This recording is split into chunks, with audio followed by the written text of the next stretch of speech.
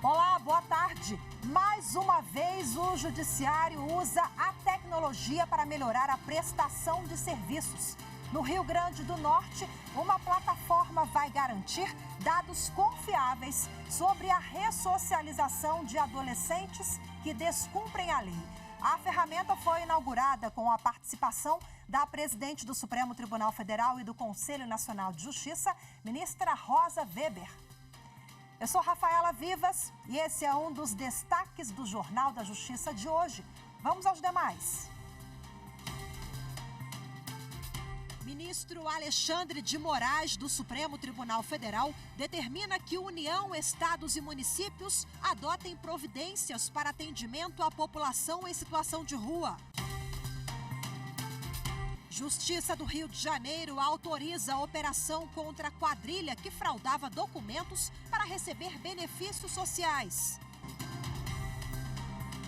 E ainda, na série sobre ações do Judiciário em defesa do meio ambiente, você vai ver como servidores do Fórum de Sinop, em Mato Grosso, adotaram práticas sustentáveis no dia a dia.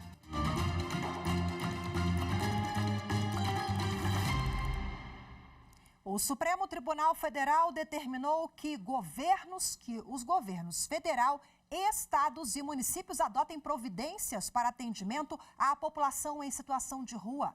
Na decisão liminar, o ministro Alexandre de Moraes proíbe a remoção compulsória das pessoas e o recolhimento forçado de bens e pertences, entre outras medidas.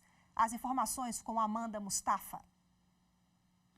O ministro Alexandre de Moraes determinou que todos os estados, o Distrito Federal e os municípios observem imediatamente as diretrizes do Decreto Federal 7.053 de 2009, que instituiu a Política Nacional para a População em Situação de Rua. O relator acatou o pedido feito pelos partidos Rede Sustentabilidade, PSOL, e pelo Movimento dos Trabalhadores Sem Teto, que querem providências em benefício de quem não tem onde morar. A decisão tem caráter liminar e será submetida a referendo do plenário no STF. O ministro estabeleceu prazo de 120 dias para que o governo federal apresente um plano de ação para garantir a efetivação da Política Nacional para a População de Rua, com medidas que respeitem as especificidades de cada pessoa e evitem a separação de grupos familiares.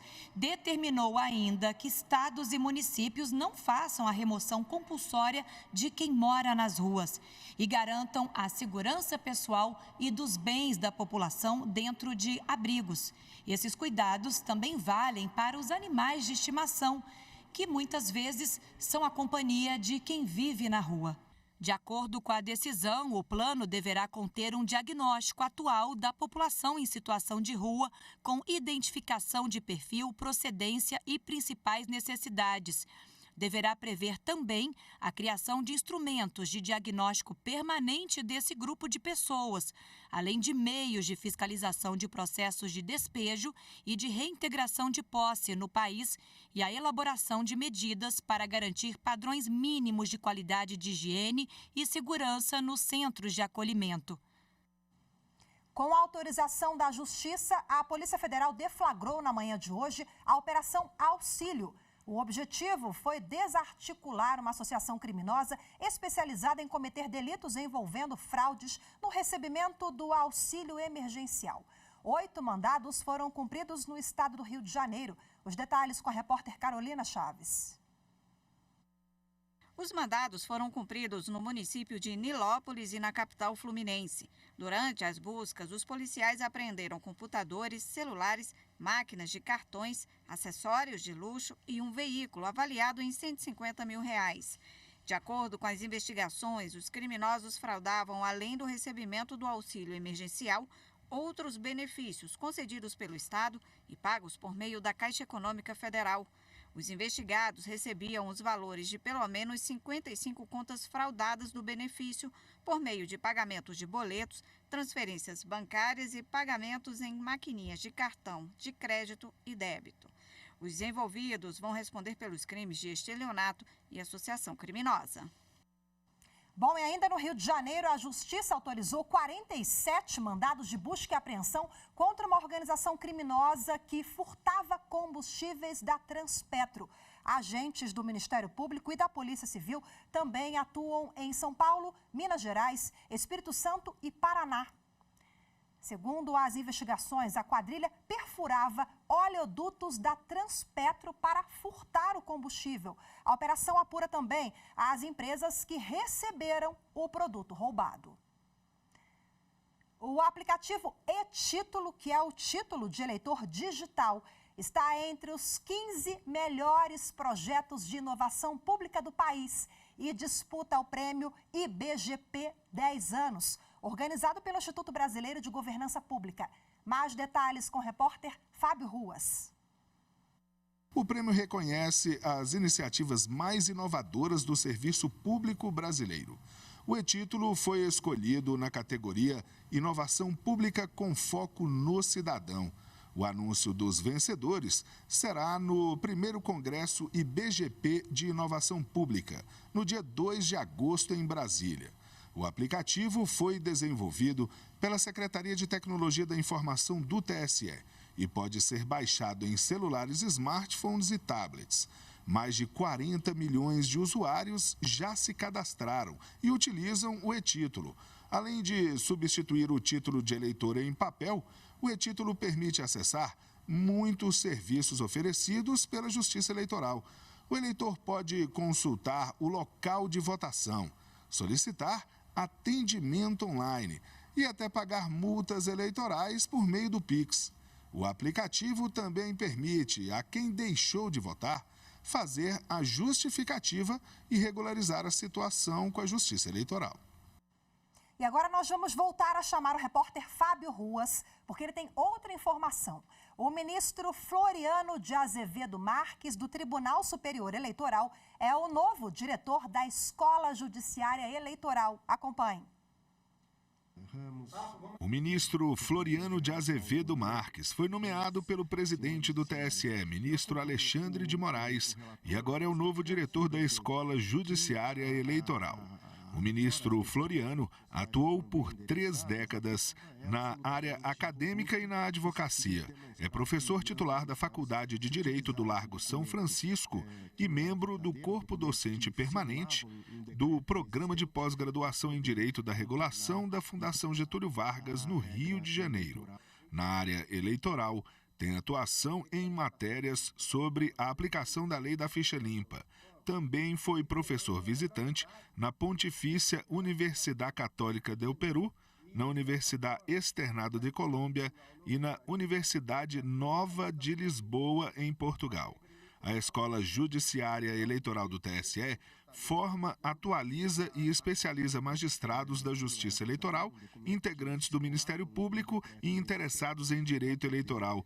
Nesses 20 anos de existência, a escola atua em 3 eixos: capacitação, cidadania e pesquisa.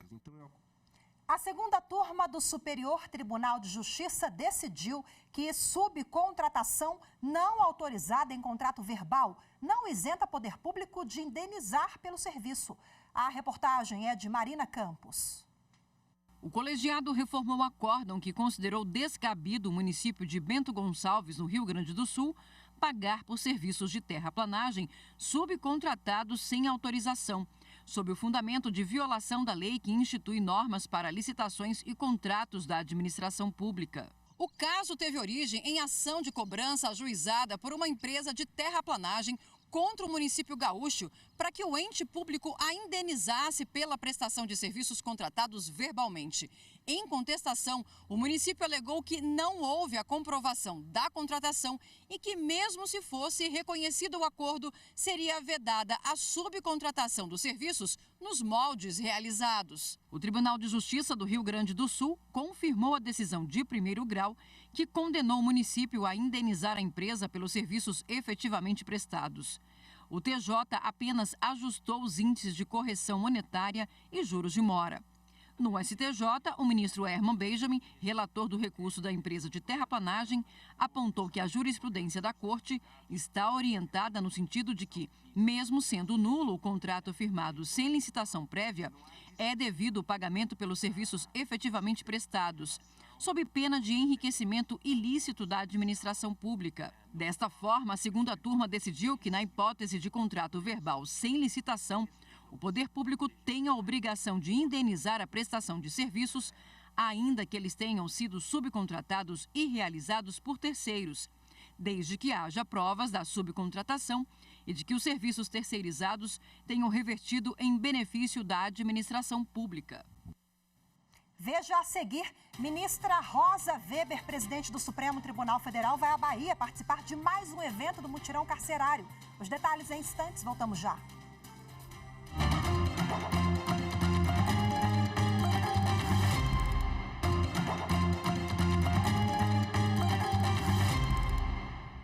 A presidente do Supremo Tribunal Federal e do Conselho Nacional de Justiça, ministra Rosa Weber, visita hoje as unidades prisionais do estado da Bahia. A agenda faz parte da nova edição do mutirão carcerário do CNJ. Os detalhes com Carolina Chaves. Já são 3 dias de visitas a unidades prisionais do país. A presidente do STF e do CNJ, a ministra Rosa Weber, esteve nos estados do Mato Grosso e Rio Grande do Norte e hoje na Bahia, para lançar o novo mutirão processual penal do Conselho Nacional de Justiça. Pela manhã, a ministra esteve no Complexo Penal da Mata Escura, onde participou de atividades e dinâmicas como roda de leitura e lançamento de livro. A ministra ainda fez reuniões com lideranças quilombolas no município de Lauro de Freitas. Na parte da tarde, a ministra deve conhecer o trabalho realizado por uma instituição que atende adolescentes em situação de vulnerabilidade. E depois, reunião com magistrados do Tribunal de Justiça da Bahia. O mutirão carcerário foi criado em 2008 pelo CNJ para garantir e promover os direitos fundamentais na área prisional e tentar minimizar o problema da superlotação. E nesta terça, no Rio Grande do Norte, a presidente do Supremo Tribunal Federal, ministra Rosa Weber, participou do lançamento da plataforma socioeducativa do Estado. A ferramenta reúne dados de adolescentes e jovens envolvidos em atos infracionais para centralizar informações e padronizar medidas judiciais. Quem conta pra gente é a repórter Daniela Ramalho. A plataforma vai permitir a emissão de alertas sobre prazos e automatização de funções, simplificando o trabalho do judiciário, com dados que já constam em tribunais brasileiros. Por meio de um painel de dados, será possível ver sentenças e a quantidade de medidas socioeducativas aplicadas.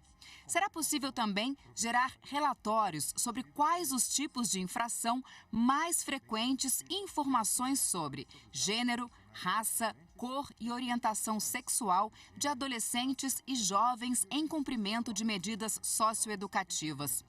Toda a produção de análise de dados atende às normas do CNJ e recomendações da Comissão Interamericana de Direitos Humanos. Nossa pretensão é pautar e realizar o melhor interesse das crianças e adolescentes. Com o lançamento e a disseminação dessa plataforma, começamos a transpor um problema estrutural grave, que é a falta de marcadores, ou seja, de dados estruturados e informações consistentes sobre a justiça juvenil, com base em padrões internacionalmente acordados. Foi apresentado ainda o portal do Grupo de Monitoramento e Fiscalização do Sistema Carcerário do Tribunal de Justiça, que vai permitir que sejam acompanhados todos os trabalhos de apoio às vítimas dos crimes cometidos no Estado, assim como as ações de prevenção à tortura e atendimento às demandas de saúde mental no sistema prisional. O lançamento contou com a presença de desembargadores, representantes do CNJ, da governadora do estado, Fátima Bezerra, e representantes da Justiça do Rio Grande do Norte. Rosa Weber recebeu uma placa do Tribunal de Justiça do Estado pelo trabalho realizado ao longo dos anos à frente da Justiça brasileira. O compromisso com a série de visitas aos sistemas prisionais é unir forças em ações que acompanhem os princípios constitucionais com a adoção de medidas concretas que evitem, por exemplo, abusos que possam surgir dentro dos presídios. O olhar é também para que ex-detentos não voltem a cometer crimes e para aquelas pessoas que já cumpriram pena e que têm dificuldade de se reinserir na sociedade. Um esforço comum, necessário e imprescindível, destinado ao resgate da funcionalidade e à devolução de sentido à pena, sobretudo para quem a experimenta. Bom, e agora, para a gente conhecer um pouco mais sobre essa plataforma socioeducativa, eu converso ao vivo, mas de forma remota, com o juiz José Dantas de Paiva, que é titular da primeira vara de infância e juventude da comarca de Natal. Seja bem-vindo, muito obrigada pela participação do senhor em primeiro lugar. Nós é que agradecemos o convite, Rafaela, e nos colocamos à disposição para conversar um pouco sobre essa nova plataforma que atenderá de uma forma marcante o atendimento socioeducativo, não só no Rio Grande do Norte, mas no Brasil inteiro. Então, o projeto piloto está sendo desenvolvido aqui no Rio Grande do Norte e, com certeza, nós iremos ajudar ao CNJ a difundi-lo no Brasil inteiro. Doutor José Paiva, há um pioneirismo também, porque o Rio Grande do Norte é o primeiro estado a usar a plataforma, não é isso? Exatamente. Nós fomos escolhidos pelo CNJ por preencher vários critérios a desenvolver com ele, com o CNJ, essa nova plataforma para atender os adolescentes em conflito com a lei, especialmente aqueles que estão em cumprimento de medidas socioeducativas. Então, é um privilégio para o Rio Grande do Norte ser instrumento para desenvolver essa nova plataforma e acredito que, com a experiência que nós temos nessa área, nós possamos dar uma resposta. Ainda não foi implementado, está na fase de gestação, já na parte final pela TI, tanto do CNJ quanto do Tribunal de Justiça do Rio Grande do Norte, e nós acreditamos que já a partir de setembro e outubro, essa nova plataforma estará em operação. E será uma vitória para o sistema de atendimento socioeducativo no Rio Grande do Norte. Doutor Porque ele José vai unificar Paiva, duas bases de dados. explica para a gente sobre essa unificação de base de dados. Nós apresentamos na reportagem agora que, de fato, é um sistema bem completo, une uma série de informações ali, né? Na prática, vai facilitar o trabalho de magistrados e alcançar também o jurisdicionado, esse jovem adolescente que está em cumpre medidas socioeducativas. Quais são os efeitos e os envolvidos e os que serão beneficiados com essa plataforma? Olha, nós teremos consequências boas, né?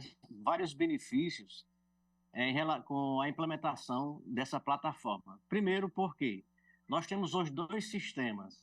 Nós temos um sistema de cadastro nacional de adolescentes em conflito com a lei, que é o CNA-CL, no qual nós expedimos guias de acompanhamento desse adolescente, tanto no processo de apuração quanto no processo de execução. Então, o juiz trabalha com duas bases. Ele trabalha com a base que está no site do CNJ, que é o CNA-CL, e ainda trabalha com a parte processual dentro do PJE. E com a unificação dessas duas plataformas, nós teremos mais celeridade processual. Os juízes e os servidores terão como evitar um retrabalho, trabalhar, implementar, ou então colocar um processo dentro do PJE e depois alimentar o CNA-CL noutra plataforma, e com a junção das duas, nós teremos um banco de dados único e com isso vai facilitar os fluxos e os procedimentos, né, numa base só, que será exatamente o PJE. Vai trazer resultados práticos porque a guia que até então era expedida, a guia de execução, que era expedida no CNA-CL, será expedida dentro da própria plataforma que estará no PJE e ali facilitará o trabalho dos juízes e servidores. Então, para a Justiça, com a uniformização desse procedimento, os processos serão muito mais céleres, nós teremos um banco de dados confiável, porque o que existe atualmente não favorece muito que esse banco de dados seja alimentado de forma correta porque todo adolescente, por exemplo, que conclui uma medida socioeducativa, deve ter as suas guias dado baixas lá no sistema. E nem sempre isso ocorre, porque o sistema, à época, foi pensado apenas para incluir. E não se pensou, com todo respeito, como excluir o adolescente desses procedimentos. E lá dentro do processo, na medida que o processo vai tramitando, essas guias vão sendo atualizadas. E isso é bom, inclusive para uma resposta ao adolescente que será atendido de forma mais célere, de forma mais rápida, e com isso a possibilidade de inclusão social será maior, porque Perfeito. A resposta Vou aproveitar do poder público será feita. Pegar o gancho aqui para a gente finalizar, a ferramenta ela tem esse foco também, né, na ressocialização. Então eu queria que o senhor falasse um pouquinho sobre isso. Exatamente, porque é uma resposta interessante, porque na medida que o adolescente é atendido de forma célere e rápida, então há uma intervenção maior e precoce na vida desse adolescente, né? Com o intuito de, além de responsabilizá-lo, o fazer de uma forma diferenciada, que ele cumpra a medida como uma resposta à conduta dele, mas ao mesmo tempo que ele possa ser atendido de forma diferenciada. E isso vai ser muito bom, porque no curto espaço de tempo haverá uma resposta e uma inclusão social desse adolescente, tanto na sociedade quanto na família. Além disso tudo, nós teremos um banco de dados que possa fornecer subsídios para a elaboração de políticas públicas. Então, são várias vantagens que essa plataforma trará para o sistema de atendimento socioeducativo no Brasil inteiro. Perfeito, doutor José Dantas de Paiva, muito obrigada pela entrevista. Parabéns a Rio Grande do Norte, sucesso na implantação, viu, da ferramenta. Um abraço, boa tarde para o senhor. Nós é que agradecemos. Em instantes, Justiça de São Paulo começa a julgar ex-deputado que importunou sexualmente uma colega na Assembleia Legislativa do Estado. Os detalhes já já.